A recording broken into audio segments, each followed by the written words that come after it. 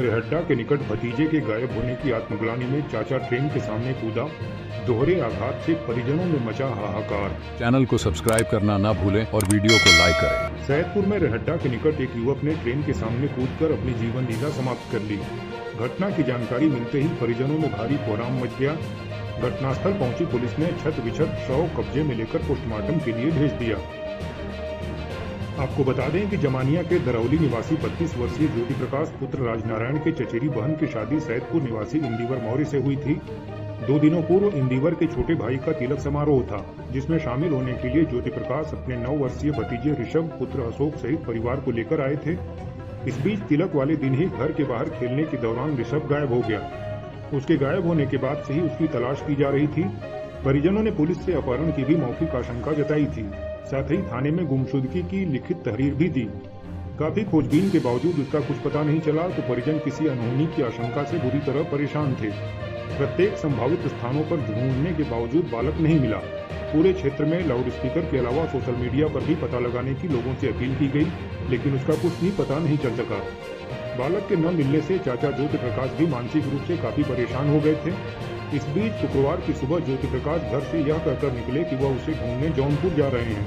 इसी दौरान वह रेहड्डा के निकट स्थित रेल पटरियों पर पहुंचे और आत्मग्लानि में वहां तेजी से आ रही एक ट्रेन के सामने कूद गए। जानकारी मिलते ही वहां लोगों की भारी भीड़ जुट गई।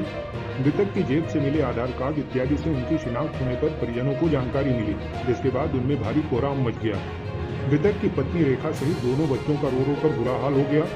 इधर बच्चे के गायब होने और उसके चाचा द्वारा ऐसा कदम उठाने की घटना का पता चलते ही एसपी सिटी ज्ञानेंद्र प्रसाद सैदपुर पहुंचे और शोक संतप्त परिजनों से बातचीत कर उन्हें सांत्वना दी। इधर शुक्रवार की दोपहर लगभग 12 बजे पुलिस ने शव पोस्टमार्टम के लिए भेज दिया। मृतक माँ बाप का इकलौता पुत्र और 5 बहनों का इकलौता भाई था। राखी की थाल सूनी हो जाने से सभी बहनों का भी रो रो कर बुरा हाल है। मृतक घर पर ही रहकर खेती इत्यादि का कार्य करते थे। 2 दिनों के भीतर दोहरे आघात के चलते परिजनों में हाहाकार मचा हुआ है। चैनल को सब्सक्राइब करना ना भूलें और वीडियो को लाइक करें। बीएसए हेमंत राव ने सभी 18 बीएसए 10,000 शिक्षक और 5,000 शिक्षा अनुदेशक व शिक्षा मित्रों का रोका वेतन, मचा हड़कंप। गाजीपुर बीएसए हेमंत राव ने जिला के 16 ब्लॉक के 18 खंड शिक्षा अधिकारियों समेत 10,000 शिक्षकों व 5,000 अनुदेशकों व शिक्षा मित्रों का वेतन रोक दिया है। वेतन रोकने की जानकारी मिलते ही गाजीपुर के शिक्षा विभाग में हड़कंप मचा हुआ है। इस बात की पुष्टि शुक्रवार की दोपहर 3 बजे बीएसए हेमंत राव ने की है। इस दौरान उन्होंने बताया कि कक्षा 1 से कक्षा 12 तक के सरकारी गैर सरकारी स्कूलों में सभी बच्चों के automated permanent academic account registry यानी अपार आईडी न बनाने के कारण बीएसए हेमंत राव ने सभी खंड शिक्षा अधिकारियों व शिक्षकों की लापरवाही में सभी के वेतन पर बीएसए ने रोक लगाई है। इस दौरान बीएसए ने सभी को अल्टीमेटम दिया है कि 1 सप्ताह के अंदर 90% तक अपार आईडी जनरेट करने का निर्देश दिया है। कहा कि जब तक अपार आईडी पूर्ण नहीं होगा तब तक वेतन पर रोक लगी रहेगी। साथ ही गैर सरकारी स्कूलों को हिदायत दिया कि गैर सरकारी स्कूलों द्वारा अपार आईडी 1 सप्ताह में जनरेट नहीं की गई तो उन स्कूलों की मान्यता रद्द करवाने के लिए उच्चाधिकारियों को पत्र लिखा जाएगा। बता दें कि कक्षा 1 से कक्षा 12 तक में कुल 5418 विद्यालय गैर सरकारी और सरकारी विद्यालय शामिल हैं, जिनमें 7,18,49 छात्र छात्राएं इनरोल्ड हैं। इस दौरान बीएसए हेमंत राव ने सभी छात्र छात्राओं के अभिभावक से अपील किया है कि सभी अभिभावक अपने बच्चों का अपार आईडी जनरेट करने के लिए सहमति पत्र स्कूलों को उपलब्ध कराएं, अन्यथा अभिभावक दिए गए निर्देशों की अनदेखी करते हैं तो सरकारी योजनाओं से वंचित रह जाएंगे। इस दौरान बीएसए हेमंत राव ने और क्या कुछ कहा, तो सुनिए।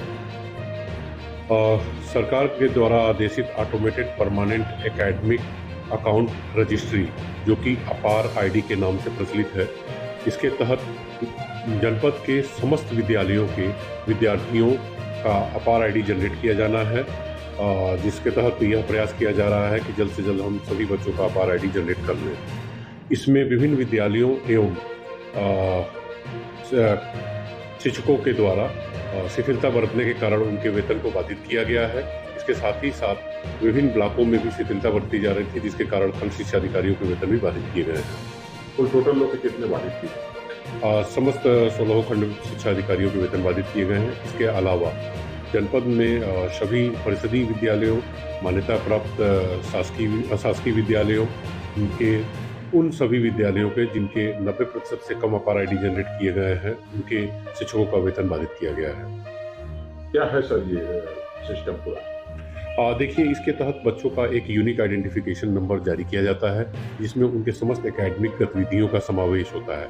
इससे प्रत्येक बच्चे की एक यूनिक आईडी होने की वजह से बच्चा के पूरे एकेडमिक करियर के बारे में जानकारी दी जाती है, जिससे उसको भविष्य में कभी भी किसी प्रकार की एकेडमिक प्राप्तियों से संबंधित कोई भी समस्या नहीं रहेगी। चैनल को सब्सक्राइब करना ना भूलें और वीडियो को लाइक करें। अलीगढ़ धनुआ गांव में जमीनी विवाद में छोटे भाई ने बड़े भाई को लाठी डंडे से पीट कर किया लहूलुहान, बड़ा भाई गंभीर अस्पताल में भर्ती। गाजीपुर के भरियाबाद थाना इलाके के शेर अलीगढ़ धनुआ गांव में गुरुवार की शाम 4:30 बजे जमीनी विवाद को लेकर उस वक्त हंगामा मच गया जब छोटे सगे भाई ने बड़े भाई की लाठी डंडे से जमकर पिटाई कर दी, जिससे वो लहूलुहान हो गया। इस बीच जब उसकी पत्नी और बच्चे बचाने गए तो उसकी भी जमकर पिटाई कर दी। बड़े भाई की पिटाई इस कदर की गई कि मरणासन हालत में कर दिया गया, जिससे परिजन आनंद फानंद में उसे जिला अस्पताल ले गए, जहां उसका इलाज चल रहा है। वहीं घायल शांति देवी ने बताया कि देवर रामजीत यादव बंटवारा के हिसाब से पक्का अपना मकान बनवा लिया और अपनी दीवार की कुर्सी 2 इंच मेरे तरफ छोटी थी जमीन, उससे सटाकर अपनी दीवार को जोड़ लिया। चारों तरफ दीवार जुड़ गई। उसके बाद देवर रामजीत और देवरानी किरण यादव तथा भतीजा और भतीजी राखी यादव, रोमा, रेशमा, रोली उस जमीन के लिए मेरे पति और मेरा खून के प्यासे हो गए। कट्टा की मुठिया और लाठी डंडे, रम्मा व ईंट से मेरे पति सुलेमान यादव पर प्राणघात हमला करने लगे। जब बीच बचाव करने मैं और मेरा बेटा अंकित यादव गए तो उन पर भी हमला कर दिया गया। मेरे द्वारा मना करने पर भी देवर और देवरान एक नहीं सुने। लोहे की रम्मा और कट्टा से की मुठिया से पीटकर सर, गर्दन, सीना सहित दर्जनों जगह चोट पहुंचाई है। तत्काल पुलिस को सूचित किया गया। मामले में बरियाबाद थाना अध्यक्ष शैलेंद्र पांडे ने कुछ लोगों को हिरासत में लेकर घायलों को तत्काल मिर्जापुर सामुदायिक स्वास्थ्य केंद्र भेजा, जहां सुलेमान यादव की स्थिति गंभीर होने पर जिला अस्पताल रेफर किया गया। इस सिलसिले में थाना अध्यक्ष कौशलेंद्र पांडे ने कहा कि 2 इंची कुर्सी की जमीन को लेकर 2 सगे भाइयों में जमकर मारपीट हुई है, जिसमें बड़े भाई को छोटे भाई ने घायल कर दिया है, जिसका 15 दिन पूर्व भी इसी मामले को लेकर विवाद हुआ था, जिसमें दोनों पक्ष का शांति भंग में चालान किया गया था। मामले में गुरुवार को पीड़ित की ओर से तहरीर लेकर बीएनएस की कई धाराओं में मुकदमा दर्ज किया गया है और अग्रिम कार्रवाई की जा रही है।